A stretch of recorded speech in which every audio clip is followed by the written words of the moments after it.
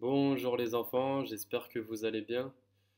On va passer à la vidéo du jour. Donc, c'est pour la journée du mardi 7 avril. Alors, avant de commencer, je vais juste venir sur les petites erreurs qu'il y a eu aujourd'hui. Alors, c'était sur le 6 avril. Il y avait juste une petite erreur surtout qui est revenue plusieurs fois. C'était cette phrase-là. Voilà, vous la voyez là. Donc, je vais agrandir.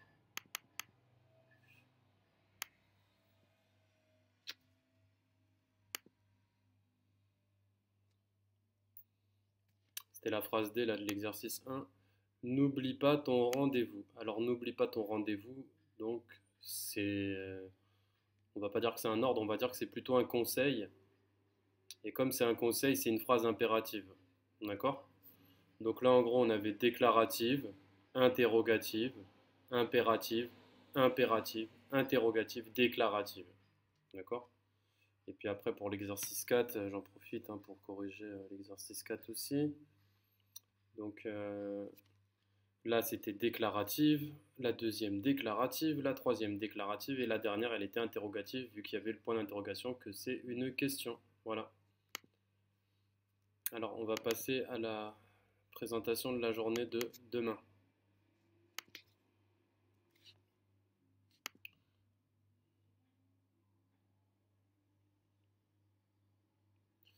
Alors, pour demain, on a un nouveau type d'exercice parce que là, l'autodictée, c'est terminé. Maintenant, on va faire ce qu'on appelle la phrase erronée du jour. Donc, qu'est-ce que ça veut dire erroné? Donc là, vous voyez le mot erroné. Erroné, ça veut dire la phrase avec une erreur ou des erreurs. Ça vient erroné, ça vient du mot erreur. Au début, c'est écrit pareil. Donc recopie la phrase suivante en corrigeant les deux erreurs à rendre le jour même.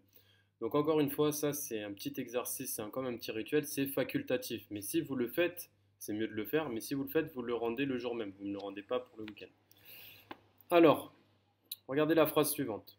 Les grands enfants mangent des petites pommes. Donc sur cette phrase, il y a deux erreurs. D'accord? Donc vous allez devoir recopier cette phrase sans les erreurs. Vous devez l'écrire correctement. Donc là, vous pouvez écrire sur votre cahier du jour, phrase erronée du jour, vous soulignez en rouge du coup. Et puis là, vous écrivez les grands enfants mangent des petites pommes. Vous l'écrivez correctement cette phrase. Voilà. Alors ensuite, lecture et écriture. Écoutez une œuvre intégrale, La Comédie des Ogres, page 30, acte 3, scène 1, et écrire plusieurs phrases dans le cahier d'écrivain, à rendre le jour même. Donc là, cette fois-ci, c'est pas lecture et écriture, c'est plutôt écoute. On aurait pu la mettre, je vais laisser comme ça, mais on aurait pu très bien pu mettre écoute et écriture, parce que là, il n'y a pas de lecture, d'accord?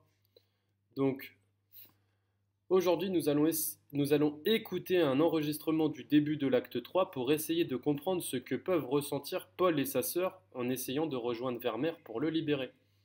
Donc là, on est dans l'acte 3. À l'acte 2, je ne sais pas si vous vous souvenez, mais si vous devez vous souvenir, il y avait Paul et sa petite sœur qui étaient allés voir Vermeer, mais Vermeer était dans la prison et Paul et sa petite sœur étaient au bord de la plage, au bord de la mer. Et là, maintenant, ils vont essayer de le rejoindre pour le libérer.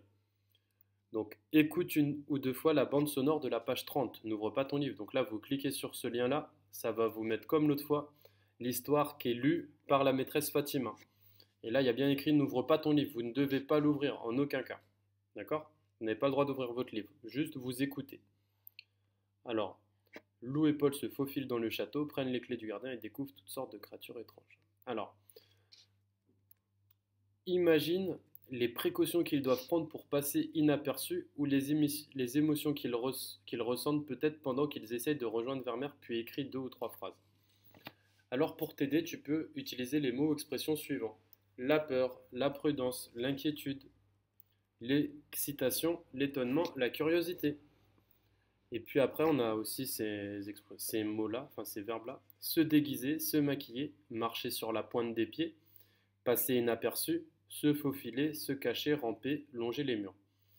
Alors se déguiser, c'est quand on met un déguisement. Se maquiller, c'est quand on met du maquillage.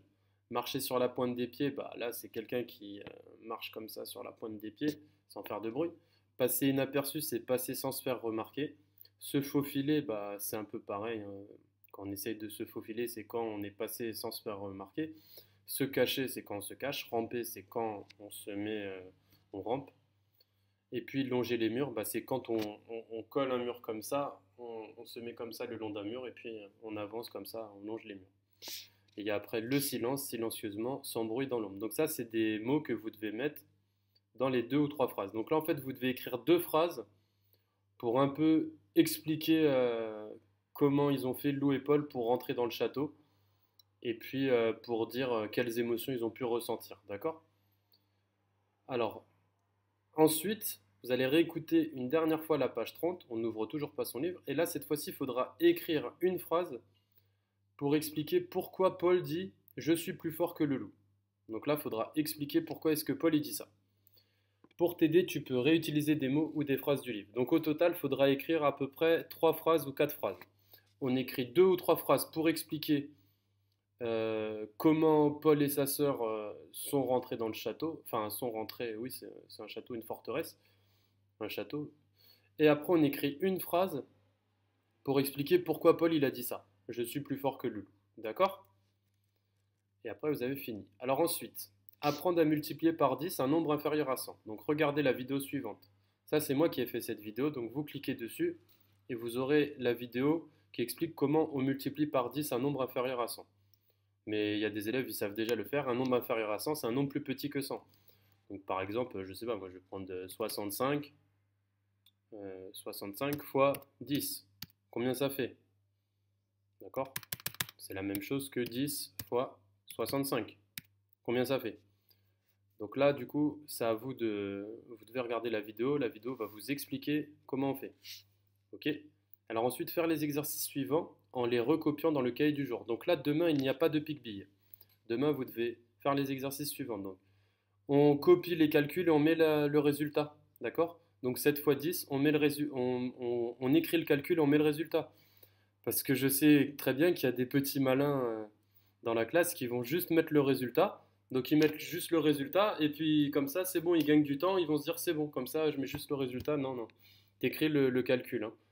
Faut essayer d'être rigoureux parce que si tu mets juste le résultat, bah on voit pas le calcul, on sait pas de quoi tu parles et puis moi je trouve que il faut essayer d'être sérieux, donc on écrit le calcul et après on met le résultat, c'est important, d'accord? Ça c'est de la rigueur que je vous demande, d'accord? Ensuite, complète. Donc là, pareil, il faudra tout écrire. 4 équipes de 10 basketteurs, virgule, c'est basketteurs en tout. 13 groupes de 10 points, c'est points en tout. 10 carnets de 10 tickets et 4 tickets. Donc là, vous avez vu, on a rajouté des tickets en plus. Donc là, il y a 10 carnets de 10, combien ça fait? Et plus, on rajoute 4. D'accord? Donc déjà, il faut savoir 10 fois 10, ça fait combien? Plus 4. Et on met le résultat. Là, on a 29 billets de 10 euros et encore 3 euros, c'est combien? Et là, 10 sachets de 45 images et 8 images en plus. Donc là, on fait 10 fois 45, on a le résultat, plus 8. Et on met là, ici. Et on écrit tout, d'accord? Là, c'est pareil, je veux pas juste qu'on écrive là le résultat avec basketteur. Écrivez toute la phrase, d'accord? Exercice 3, résous le problème. Le père de Nicolas achète 3 boîtes de 10 œufs. Combien d'œufs a-t-il acheté en tout? Donc là, je ne vous demande pas de dessin. Je vous demande juste d'écrire. Vous écrivez la ligne de problème, vous mettez un calcul, le résultat, et vous mettez la phrase réponse. Il a acheté œuf. Et la phrase réponse, vous l'écrivez comme ça. Il a acheté œuf.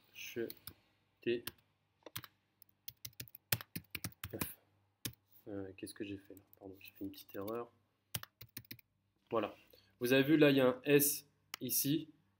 Mais là, dans la phrase réponse, il n'y aura pas de S. D'accord?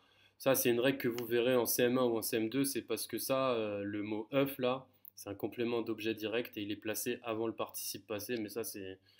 Vous avez que 7 ans ou 8 ans, vous êtes en CM1, donc c'est pas grave si vous connaissez. Enfin, c'est normal que vous ne connaissez pas cette règle. Mais du coup, que dans la phrase réponse, vous ne mettez pas le S. Ceux qui mettent le S, c'est pas grave.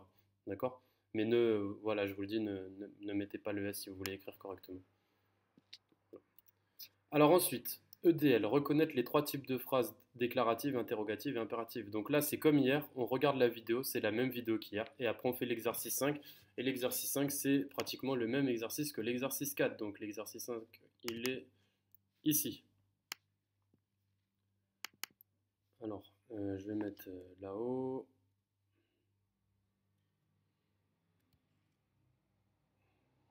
Et là-haut. Renard veut que la poule sorte de son poulailler. D'accord?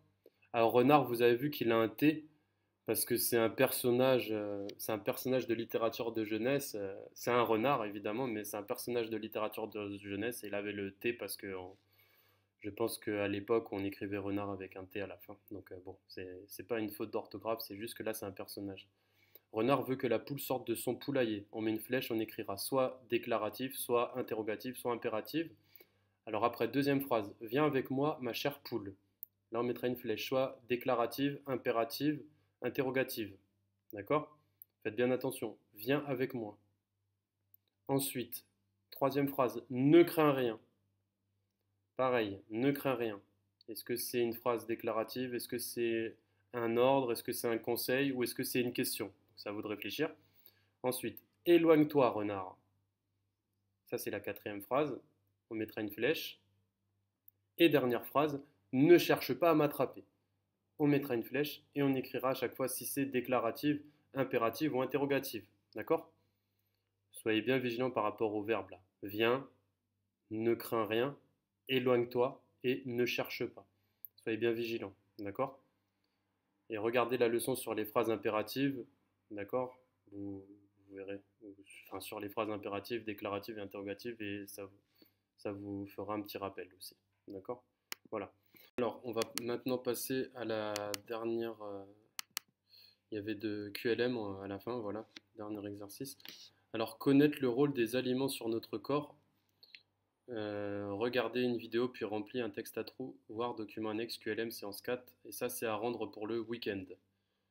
Alors, je vais expliquer c'est quoi. Alors, où est-ce que c'est QLM?